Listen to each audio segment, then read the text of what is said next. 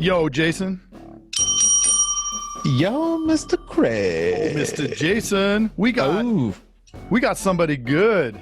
Oh, I'm excited. Yeah. What's with your You hat? tell me.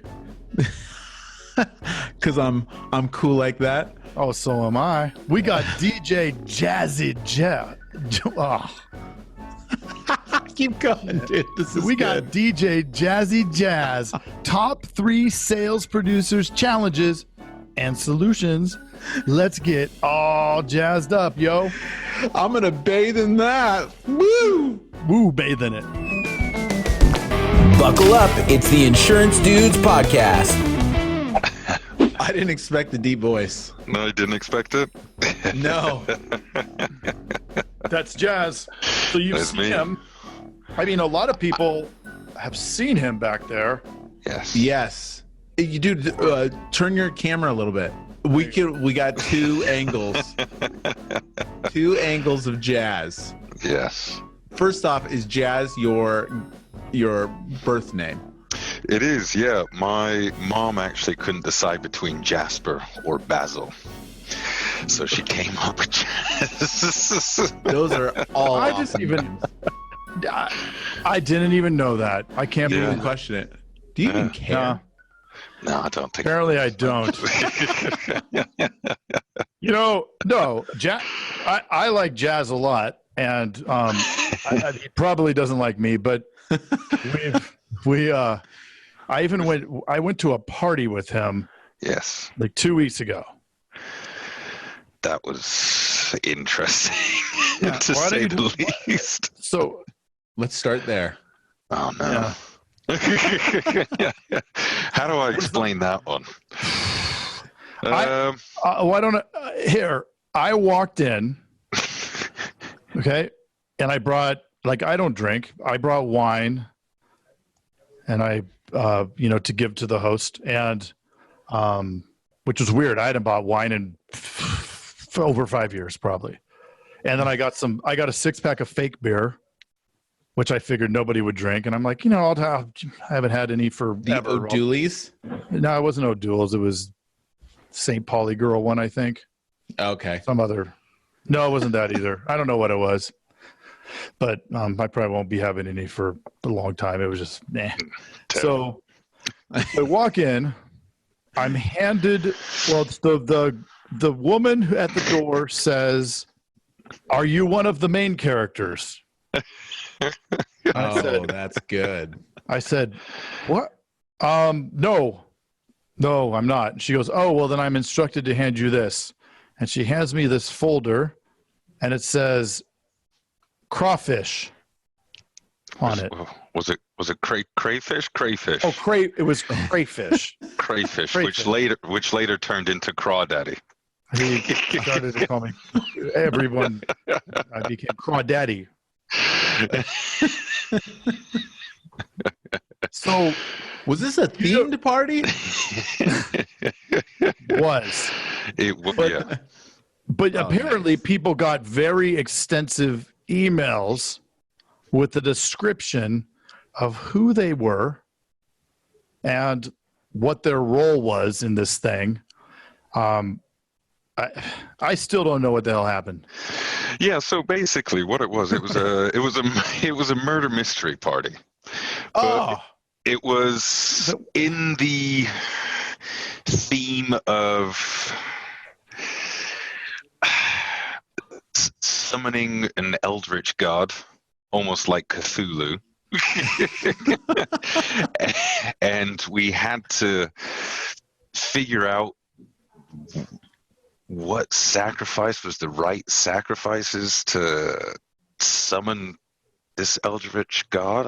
I have no idea. It was the most bizarre thing I've ever been involved in. Nobody actually really knew what was going on until maybe about 3/4 into the night, and then it was just like, I think when everybody was slightly inebriated, that's when Not it all I. kind of clicked. It was not. Yeah. That's good. Whose friend was this? That was my friend. That's awesome. A lady friend. It was a lady friend, yes, who I used to Oh. date, but yeah, now we're just kind of friends now. So Nice. At one point, the hose behind the refrigerator broke, exploded. Water was everywhere. Yeah. And it was This going is an underneath. interesting party. Was that part of it? No, it was not. And she then got in insurance mode and wanted to ask Jazz questions. And then we said, well, remember how you wouldn't change to us? That's funny. Yeah. Yeah, that did happen. That did happen. So Craig, Jazz, you work at Craig's agency. I do. We should have said that from the beginning, because people are going to be like, what's going on here? But dude, I think that working on the front lines of insurance agency is one of the hardest jobs on the planet. I mean, you hear a lot of stuff, right? Yes. Yeah, definitely. So what are some of the big pain points that you would say? Like, truthfully, like, what's, if you could do without the top 3 things, what would they be?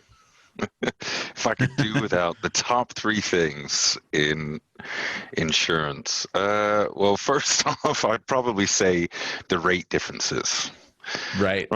So, because that's one of the major things. A lot of people are very interested in price, right? Very interested in price. So, as an insurance agent, as a licensed producer, you want to try and take them off of price and more along the lines of what that coverage is going to be doing for them, right?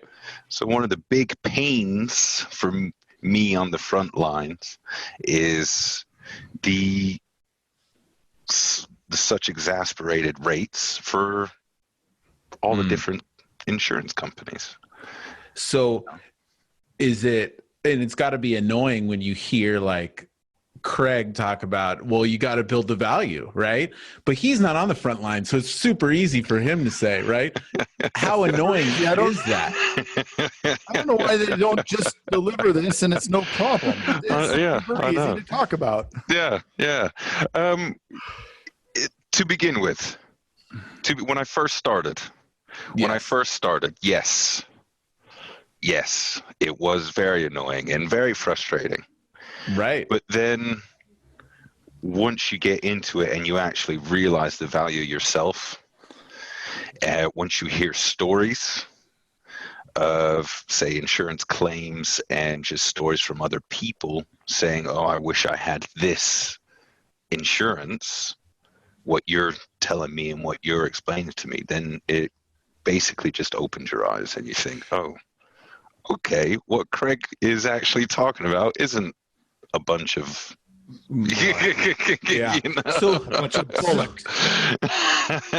So that brings me up to, okay, so that's one great pain point that's probably difficult to get over. And you're right, it is a mindset thing and you do have to get over the hump. So for you, what would your advice be for agency owners or whatever to, I mean, how do you relay that? What would be the best way to break through? And for LSPs. Yeah, that's what I mean. So this is for agents that are hiring people and getting them on their team. If this is one of the big pain points, the question is like, what's the best way to get over that so it's not so annoying? The best way. For me, the best way, because Craig had to chip away at me quite a lot. Yeah, I had the barrier there. I had the barrier there, and everybody does the uncomfort is the best way to do it would just be keep going on at the employees, the LSPs, just keep going on about them and keep going over and just explain how it is so important to get the point across that, liability coverage is the main point of insurance and how we want to protect, our clients. We want to protect our clients, from that possible, the possible, I don't know, let's say the possible event loss. That they may be sued. The possible loss or something along those lines. Yeah, it's that you just have to keep, just like a little chisel on a wall, just keep pounding on them, because that's what Craig did to me, and it worked. And I think so you only have a couple minutes on the phone when you're talking to a lead or you're talking to some potential client. And it's funny though, because we had it's something that's come up recently. Actually, Colby Like the Cheese has brought it up, one of my other guys. And he said, look, everybody, to get them to move, like let's say somebody with state minimum, right? In Arizona's 1530. To get somebody to move from 1530 to 2550 sometimes can be like trying to move a freaking mountain across and then you try to move their deductible from 500 to 1,000 and they have a meltdown. And so it's like, wait a minute. You're mad about this $500 that you could potentially pay, but you're not thinking about this potential 10,000, 15, 20, 25,000 you will potentially pay if you hurt somebody, right? Yeah. If you're in that same accident, that's your fault. Who cares about $500 or $1,000? What you should be caring about is the 50, 200, 50, 100 million. 175,000 that you've got to pay out now due to the loss. Yeah. Or I think that's the other person. Yeah. I think a good point of this is that it's a lot of work to convince somebody of that, right? It takes a long time. And so you can't give up. Like, I think running an agency and running a team, being on a team, you need everybody on the same team, the same vision, the same like goals. Everybody has to see eye to eye. Otherwise, the office gets all out of whack. But I think a lot of people don't put in the time. Like, it's a lot of time. You know what I mean? To Jazz's point, it took a while. You have to keep chipping away. Yeah. So what's another pain point? Another pain point. From somebody who's on the front lines more, or has been more recently than like Craig or I. You know what I mean? I think people listen to you a lot more. I would say I'm not entirely sure what it's like at other agencies. But the systems and what it's like at other companies, but the systems and the technology, that is a big fault coming from an IT background, which I used to work for the UK government. So yeah, that was interesting as well. But the actual systems in place and the IT are, that's kind of a hard one. That is kind of like a blocker in regards to say training, getting a quote, putting a quote together, et cetera. But just keeping people on their toes and doing meetings, maybe like 2 times a day, because that's what we are currently doing. We're having meetings 2 times a day at least, to just kind of keep people moving. And that's gonna look, we can't do much about the IT. Let's just keep going. Let's put the quote together. We'll work through it, et cetera. So that's what we do here. And so before doing because I know that's a newer thing that you guys have done, before doing the 2 meetings. Well, it was a new. I mean, it's crazy, but it seems daunting for somebody that doesn't do meetings. First, you do like 1 a week, or you know what I mean. Then you might do 1 a day, but then now doing 2 a day.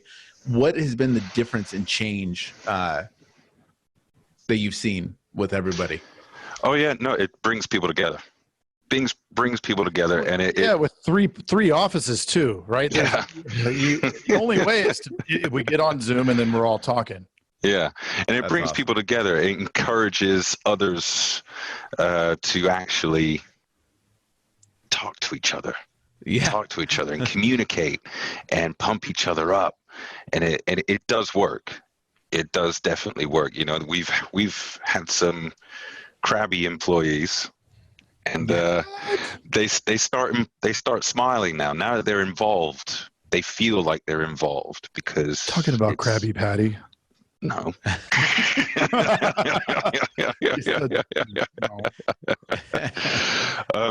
it keeps people involved. It keeps people engaged with everyone in the different places, and you're seeing people's face, instead of just on the phone or anything like that. So, and then reinforcing the word tracks, those things that we're saying on calls that are working. Yeah. Like you helped a lot with that. And then, 7 steps and all these different things, but incorporating a lot of different ones. And like, okay, we're going to say these things, and you start getting the same result. And maybe it's not the sale, but it's the same objection. Right. And then it's like, oh, okay, we are consistently getting to this. So now we need to figure out how to get to overcoming that, because, so creating that process, I think, has just been huge. And having those meetings, like, you brought up to me, so I grabbed that. And then, Jazz being the operations manager here, he's involved in that.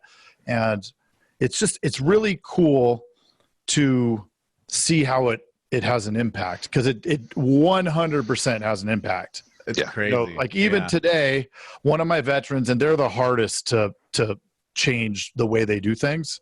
We were talking about tie downs. We were talking about using the person's name, right? Just little simple details that they don't think makes a difference. But if we're on that meeting 2 times a day and that's all we're talking about all week, is you got to say, isn't that awesome, Jim? Isn't that really cool, Jim? Like, at the end of each benefit. So today she's over at the other office and I'm sitting there and I said, don't forget the tie downs. And she rolls her eyes, but then she did it, closes it. Yep. It's the damage is always in the details. It's amazing. It's amazing. So that was number 2. What's the third pain point, you'd say? That's a good question. That's a good question. And I have a backup one if you don't have. I was trying to think of one earlier, actually, for the last one. Let's see. Or how about this? What is the number 1 suggestion you would have for an agency owner out there? For an agency What would owner. you suggest to Craig? What could he do better?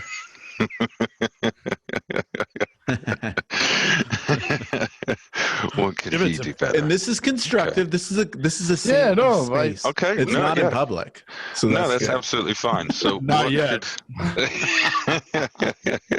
What could he do better? For agency owners, I guess in general, would be to be more involved, with the whole process, with the whole no, Craig, not in that sense. I'm using Craig as an example. Okay. Right. Just for the whole scope of things, right? Not saying that Craig isn't involved, because he is. Yes. He deals with the training and getting people pumped up and hyped up, because I'm a little mellow.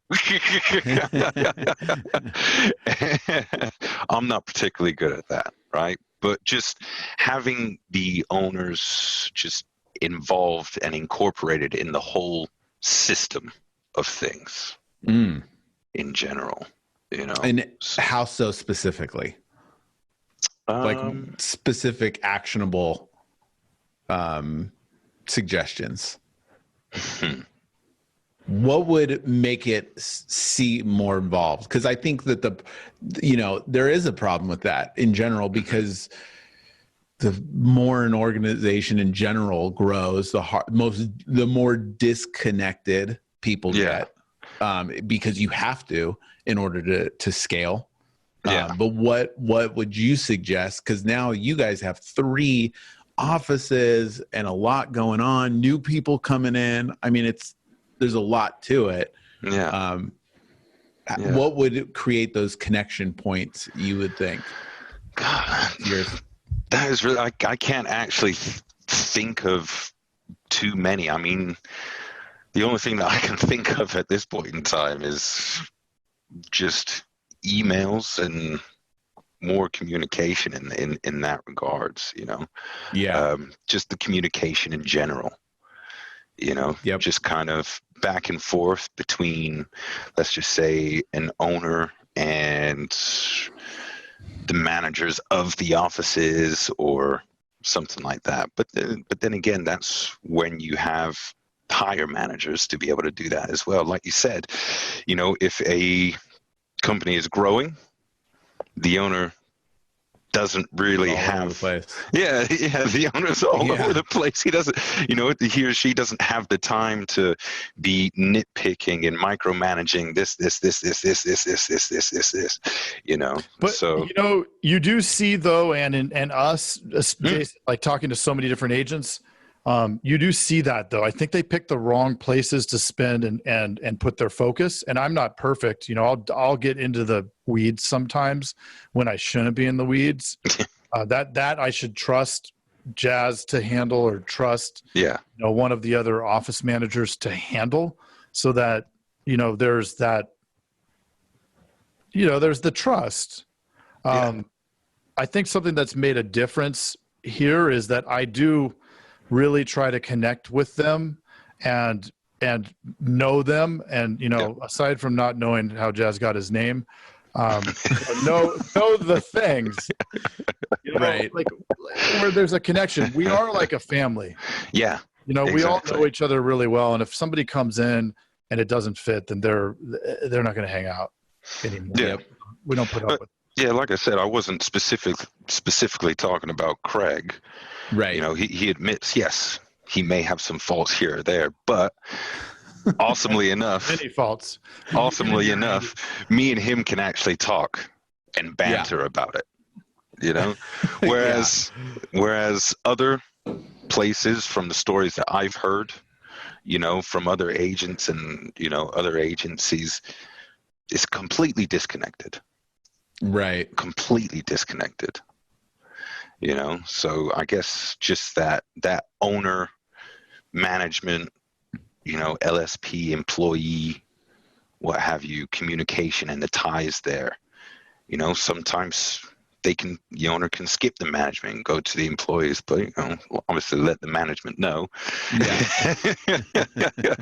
cetera, et cetera. That would probably be the only other thing that I can think of. Again, not personally here, because Craig and I can communicate. You don't gotta lie. No, I'm not. We have spent many a times after office hours chatting about what we're going to be doing going forward, and just in general.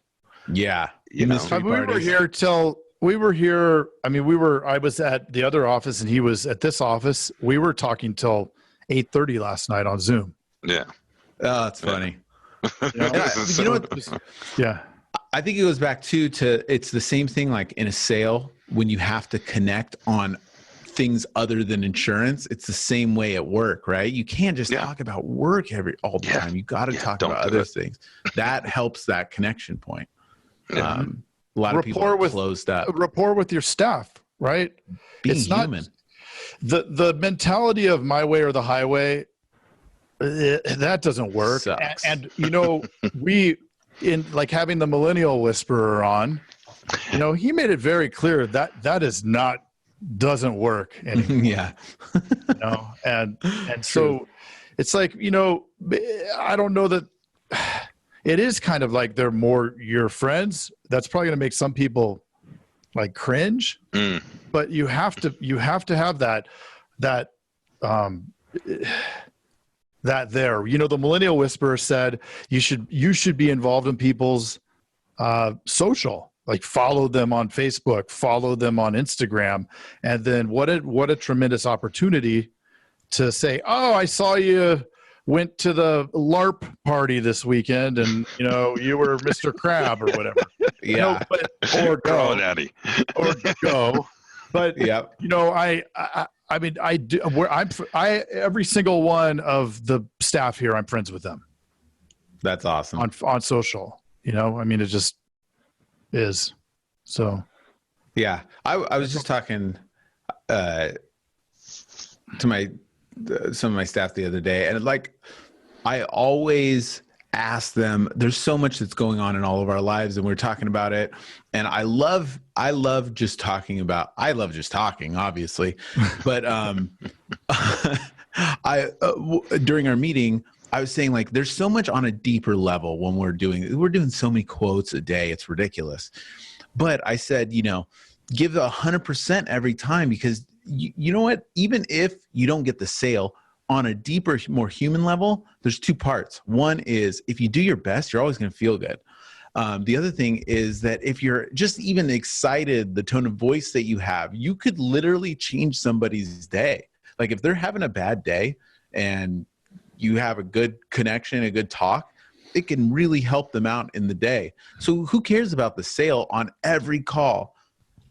Be positive, be happy, like connect with them, because on a human level, outside the money and the wanting to get the sale, just connect. Like you'll feel good about yourself. You'll make others feel good, and it'll be kind of infectious. Well, it's fun. Yeah, it makes everything have better. fun. Yeah, it's definitely right. It's definitely right. I mean, I had a call just recently, quoted, and didn't go for it. We were about maybe double or triple the price.